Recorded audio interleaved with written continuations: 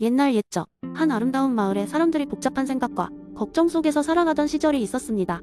이 마을은 산과 강으로 둘러싸여 있었고 자연의 은혜로 풍요로웠지만 사람들은 언제나 부족함을 느끼며 살아갔습니다. 마을 사람들은 늘 더 많은 재물을 쌓고 더 높은 지위를 얻으려고 애썼습니다. 그러나 그 과정에서 그들은 점점 더 피곤해지고 서로에게 반목심을 키우게 되었죠. 이 마을에 어느 한날 자칭 무이자연의 도사라는 수수께끼의 노인이 나타났습니다. 그는 흐르는 강물처럼 자연스럽게 바람에 흔들리는 나무와 같이 여유로운 존재였습니다. 사람들은 그의 특별함에 매료되었고 그에게 삶의 지혜를 구하러 모였죠. 노인은 사람들에게 이렇게 말했습니다. 여러분, 인생에는 강물 같은 지혜가 필요합니다. 강물은 스스로 흐르되 자신의 흐름을 억지로 이끌지 않습니다. 그저 가장 낮고 평화로운 길을 찾아 흐를 뿐입니다. 이를 무이자연이라 하오. 사람들은 그의 말을 이해하지 못했습니다. 그래서 노인은 그들에게 한 가지 실험을 해보자고 제안했습니다. 모든 일을 멈추고 일주일 동안 아무것도 하지 않고 나를 따르시오. 자연이 여러분에게 무엇을 가르치는지 체험하게 될 것이오. 마을 사람들은 처음에는 의아해했지만 노인의 말에 따르기로 했습니다. 그들은 논밭에서 손을 거두고 더 이상의 거래를 중단하며 그저 자연과 함께하는 시간을 시작했습니다. 처음에는 무언가를 하지 않는 것에 조바심이 들기도 했지만 시간이 지날수록 그들은 자기 자신과 자연을 더 깊이 이해하게 되었습니다. 마을의 아이들은 풀밭에서 뛰어놀며 자연의 아름다움을 발견했고 어른들은 강가에 앉아 물소리와 바람소리에 귀 기울이며 마음의 평온을 찾아갔습니다. 그들은 자연이 살아가는 쉬운 방법을 관찰하며 배웠습니다. 그 무엇도 억지로 이루어지지 않았으며 그저 스스로 이루어졌습니다. 일주일이 지나자 노인은 마을 사람들에게 다시 묻습니다. 이제 어떻게 생각하시오? 인생은 무엇을 요구하던가요? 마을 사람들은 환하게 웃으며 말했습니다. 이제 알았습니다. 우리가 애쓰지 않고도 자연과 조화를 이루며 살아갈 수 있다는 것을, 우리가 그토록 원하던 평화는 다름 아닌 우리가 멈춰 서서 스스로를 돌아보고 자연의 흐름을 따르면서 얻게 되는 것이었습니다. 노인은 미소를 지으며 무이자연은 그저 아무것도 하지 않는 것이 아니오. 참된 소극성이란 자연의 흐름을 깨닫고 그 속에서 스스로와 세상을 조화롭게 하는 것이니라 라고 말했습니다. 그 후로 마을 사람들은 자연이 흐름에 따르는 법을 배우고 서로를 존중하며 삶이 진정한 행복을 찾았습니다. 마을은 더 이상 재물과 지위를 위한 곳이 아니라 자연과 함께 평화로운 삶을 배우는 장소가 되었습니다. 그리고 그 수수께끼에 노인은 어느 날 바람처럼 사라졌으나 그의 가르침은 오래도록 그곳에 남아 사람들의 마음을 밝혀주었습니다. 두 번째 이야기. 옛날 옛적 조선의 어느 작은 마을에 태계 이황의 철학에 깊이 감명받은 한 선비가 살고 있었습니다. 그는 이 기론, 물통달하고 그것을 사람들에게 쉽게 전달하기 위해 매일매일 고민하던 중 어느 날 기막힌 생각을 떠올렸습니다. 그 생각은 바로 자신이 존경하는 태계 선생님의 철학을 재미있고 생생한 이야기로 풀어내어 마을 사람들에게 전하는 것이었습니다. 선비는 마을을 돌아다니며 사람들을 모았고 그들에게 이렇게 이야기를 시작했습니다. 여러분, 이황 선생님의 이 기론을 머리로 배우는 것만으로 부족한 법입니다. 그래서 오늘은 제가 이와 기의 관계를 재미있는 썰로 풀어내어 여러분에게 들려드리고자 합니다. 사람들은 호기심에 가득 찬 눈으로 선비의 이야기에 귀를 기울였습니다. 선비는 큰 소리로 이야기를 계속했습니다. 옛날 아주 먼 곳에 일하는 이름의 아주 지혜로운 학자가 살고 있었습니다. 그는 세상의 모든 진리를 알고 있었고 사람들에게 도덕과 올바른 가치관을 심어주고자 했습니다. 그는 이는 모든 것의 근본적인 이치로 사람들이 어떻게 살아야 할지를 이끌어주는 존재라고 믿었습니다. 이 학자의 곁에는 기라는 이름의 힘센 친구가 있었으니 그는 천하제일의 장사로 물질적이고 현실적인 일을 잘 해내는 사람이었습니다. 이 둘은 매우 친한 친구였지만 한 가지 의문을 가지고 있었습니다. 여기서 잠깐 말을 멈춘 선비는 사람들이 더욱 집중하게 만들었습니다. 하루는 이가 기에게 말했죠. 친구여, 우리는 어찌 일이 다른가? 나는 언제나 사람들의 머리와 마음에 머물고자 하고 너는 항상 몸과 힘을 피곤하게 하니 말이야. 그러자 기가 웃으며 대답했습니다. 그렇지만 친구, 내가 없다면 내가 어디로 가야 할지 모를 것이고 내가 없다면 내가 아무리 위대한 생각을 하더라도 그것들을 실행할 수 없을 것 아니겠는가?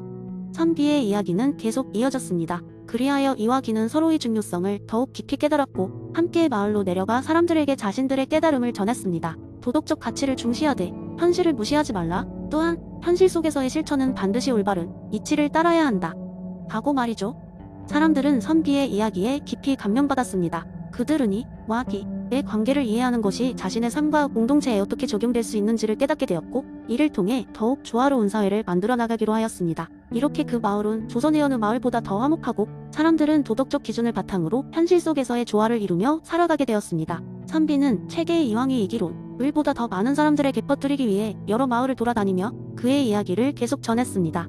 그리고 그 마을은 조선 전역에 이 기론을 실천한 첫 번째 모범 마을로 기록되게 되었습니다. 이 이야기는 단순한 설화에 그치지 않고 삶 속에서 이론을 실천하는 것이 중요함을 일깨워주는 교훈이 되었습니다. 그리고 그 교훈은 수백 년이 지난 지금도 여전히 유효하게 남아있습니다. 세 번째 이야기. 어느 조용한 마을에 성리학자 율곡이의 철학을 재미있게 풀어내는 노학자가 살고 있었습니다. 이 노학자의 이름은 도담 선생이었는데 그에게는 매주 마을 사람들이 모여드는 저녁 강좌를 여는 습관이 있었습니다. 도담 선생의 강좌는 늘 진지한 철학적 주제라도 쉽게 풀어내어 사람들로 하여금 삶의 교훈을 얻도록 해주는 특별한 시간이었습니다. 어느 토요일 저녁도 예외 없이 마을 주민들이 작은 강당에 모였습니다. 오늘의 주제는 바로 율곡 이기이원론이었습니다. 도담 선생은 마을 사람들, 특히 아이들에게 메시지를 재미있게 전달하기 위해 특별한 계획을 세웠습니다. 도담 선생은 먼저 그들의 관심을 끌기 위해 마법사가 사는 가상의 땅 이야기를 꺼냈습니다. 이 땅에서는 모든 사람들이 마법의 두 가지 원천인 이와 기를 가지고 있었습니다. 그러나 이 마법의 힘은 누군가가 이를 이해하고 조화롭게 사용할 때만 발휘되었습니다. 이 마법의 땅에 두 명의 형제가 살고 있었습니다. 형의 이름은 리가리였고 동생은 기란기였습니다. 리가리는 항상 책 속에서 사물의 원리와 이치를 탐구하는 것을 좋아했습니다. 그는 마을에서 가장 지혜로운 사람이라 불렸지만 현실적인 문제를 해결하는 데 있어서는 늘 약한 편이었습니다. 반면 기란기는 행동력이 뛰어나고 언제나 주변에서 일어나는 일을 돌보느라 바빴습니다. 그는 물질적이고 형이 화학적인 문제를 척척 해결했지만 가끔씩 그가 한 행동이 어떤 결과를 낳을지 깊이 이해하지 못해서 실수를 하곤 했습니다. 어느 날 마을에 큰 전염병이 돌기 시작했습니다. 사람들은 이 형제들이 함께 힘을 모아 문제를 해결해 주기를 바랐습니다. 처음에는 각각 서로의 역할을 인식하지 못하고 따로 움직이려 했지만 전염병은 쉽게 잡히지 않았습니다. 리가리는 오래된 문헌을 뒤져 전염병의 원리를 찾아내고 기란기는 그 이치를 바탕으로 마을 전체를 보호할 방법을 연구했습니다. 그러나 그들이 따로 행동하자 아무리 뛰어난 방법이라 할지라도 효과를 제대로 발휘하지 못했습니다. 결국 그들은 서로의 차이를 인정하고 상호작용의 중요성을 깨닫게 되었습니다. 리가리는 원리를 바탕으로 기란기에게 현실적 해결책을 제시하고 기란기는 이 해결책을 현실에서 구현하는 역할을 맡았습니다. 두 형제가 조화롭게 협력하자 전염병은 빠르게 사라졌고 마을 사람들은 그들 덕분에 다시 웃음을 되찾았습니다. 도담 선생은 이야기를 마무리하면서 사람들에게 물었습니다. 여러분, 리가리와 기란기가 따로 또 같이 있을 때 얼마나 큰 힘을 발휘했는지 보셨죠? 이처럼 이와 기는 서로 떨어질 수 없는 존재입니다. 우리가 중요한 결정을 내리거나 문제를 해결할 때 두 가지를 모두 고려해야 비로소 균형 잡힌 삶을 살 수 있습니다. 마을 사람들은 도담 선생이 이야기에 깊은 감명을 받았습니다. 이 재미있는 썰을 통해 그들은 율곡 이이의 이기이원론이 단지 철학적 개념에 그치는 것이 아니라 우리의 삶에 어떻게 적용될 수 있는지를 깨달았던 것입니다. 이렇게 즐겁고 유익한 강좌로 사람들은 매주 도담 선생의 강연을 더 많이 기다리게 되었습니다. 네 번째 이야기. 한때 조용한 마을에 사는 열정적인 철학자 준수가 있었습니다. 그는 매일 아침부터 밤늦게까지 자신의 서재에서 책을 읽고 사상을 탐구하는 열성적인 연구가였습니다. 어느 날 준수는 그의 오랜 철학적 라이벌인 민수로부터 편지를 받았습니다. 민수는 공간과 시간이 없는 세상을 상상할 수 있겠냐는 도전적인 질문을 던지며 준수를 철학적 대결에 초대했습니다. 준수는 이 도전의 놀라움을 느끼며 깊이 고민하기 시작했습니다. 평소에 칸트의 순수이성 비판을 흥미롭게 읽던 그는 칸트의 선언적 감성 개념을 사용하여 민수의 질문에 답변할 수 있겠다고 감을 잡았습니다.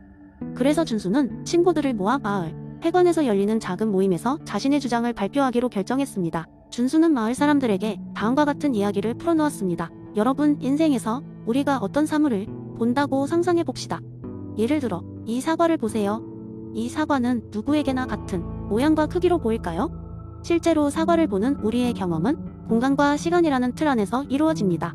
그렇다면 만약 공간과 시간이란 개념이 존재하지 않았다면 어떨까요? 우리는 무엇으로 사과를 인식하고 어떻게 사물을 구분할 수 있을까요? 우리는 아무것도 인식할 수 없을 것입니다. 칸트는 우리가 경험하기 전에 이미 공간과 시간이라는 틀이 우리의 인식에 자리 잡고 있다고 설명했습니다.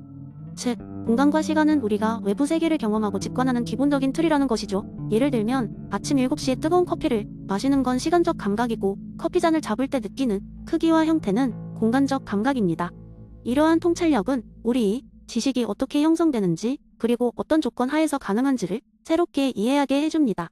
우리가 눈을 감고 공간과 시간을 경험하지 않는다고 상상할 수는 있지만 현실적으로 그것은 불가능합니다. 우리의 모든 감각 경험은 이미 시간과 공간이라는 그릇 안에서 진행되고 있기 때문입니다.